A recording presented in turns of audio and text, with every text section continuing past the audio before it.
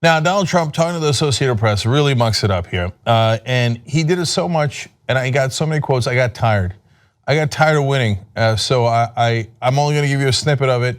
If you read the whole interview, you're going to be amazed. It'll make your head spin with how stupid he is, how little knowledge he has of anything that's going on in the world. Send this to your conservative friends. They'll be upset at first, but then maybe some percentage of them will actually read the interview and go, "Wow, really? He didn't know that?"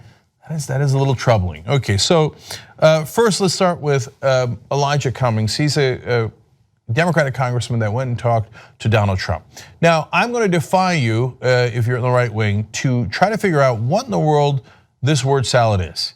So here is a direct quote from Donald Trump in that interview about the Cummings meeting. Quote, "Well, he said, you'll be the greatest president in history of, but you know what? I'll take that also, but that you could be. But he said, we'll be the greatest president, but I would also accept the other. In other words, if you do your job, but I accept that, then I watched him interviewed and it was like he never even was here. It's incredible. I watched him interviewed a week later and it's like he was never in my office. And you can even say that." That almost makes Sarah Palin sound smart. Okay, so then we go to just weird, needless bragging that would be deeply embarrassing if anyone at work did it. Imagine somebody at work brags like this, or at school, etc. He says, "I'm rebuilding the military. We have great people. We have great things in place. We have tremendous borders." What does that mean? We have tremendous borders. Do other countries have poor borders? Like, look at their border. Ha! Funny border. Our borders are #1. We have tremendous borders. I guess I know. A lot of right wingers, they don't mind. The president makes no sense. Doesn't say things that make sense. Who cares? Who cares? I like him. He's an idiot, but I like him. All right, here's more of this. "Our military is so proud. They were not proud at all. They had their heads down. Now they have their heads up." The military have their heads up. It's a thing. I mean, if Obama talked like this, they'd write him out of town. They'd say, what a buffoon this guy is. Imagine what they would say about him. Okay, Trump then goes on to say that he was a little surprised by how big things are in the government. You think I'm kidding?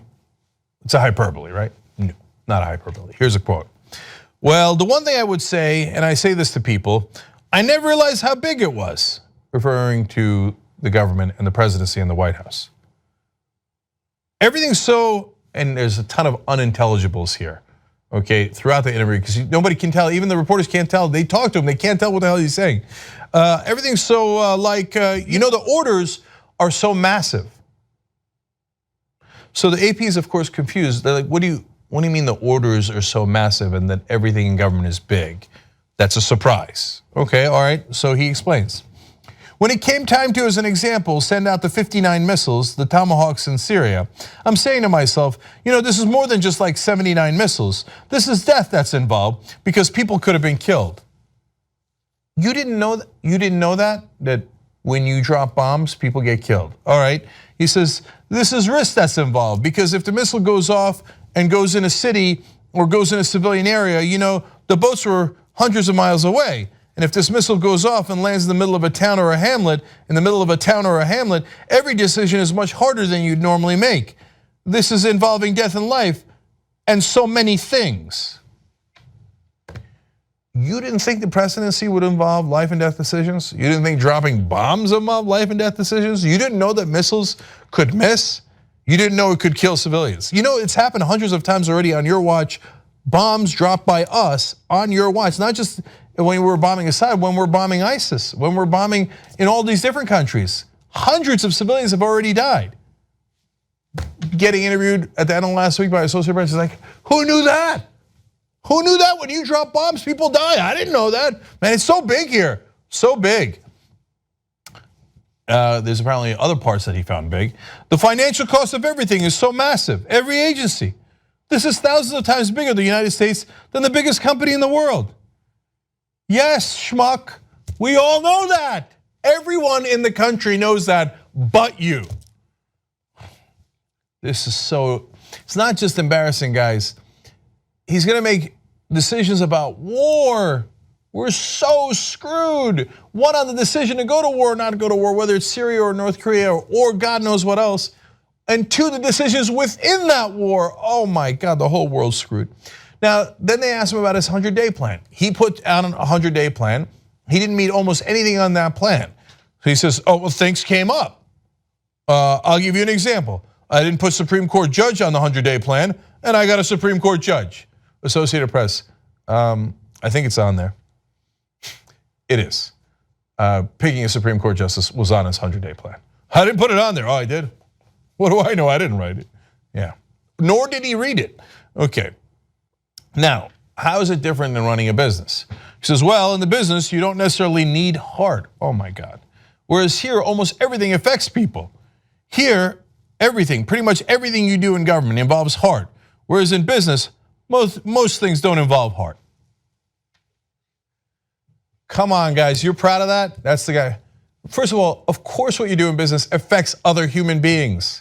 When you employ people, it affects them. When you scam people like you did in Trump University, it affects them. Yes, you also need heart in business. You need heart to exist as a human being. But this schmuck's like, oh, you don't need heart to do business. That's where you crush people. Oh, in the government, I didn't know, man. It turns out you have to kind of care about people. Okay, you think I'm exaggerating about the business part? Here's the next part. AP, what's that switch been like for you? Trump, in fact, in business, you're actually better off without it. Without the heart. That's the kind of guy Donald Trump is. This monster is the most powerful man on earth now. Okay, you're gonna do tax cuts, he announced to the Associated Press. He's like, I shouldn't tell you, but I'm gonna tell you. I shouldn't tell you, but it's coming out on Wednesday. Okay, all right, so the Associated Press asked, do you have any details on that in terms of rates? Trump, only in terms that it will be a massive tax cut. It'll be bigger, I believe, than any tax cut ever. Maybe the biggest tax cut we've ever had.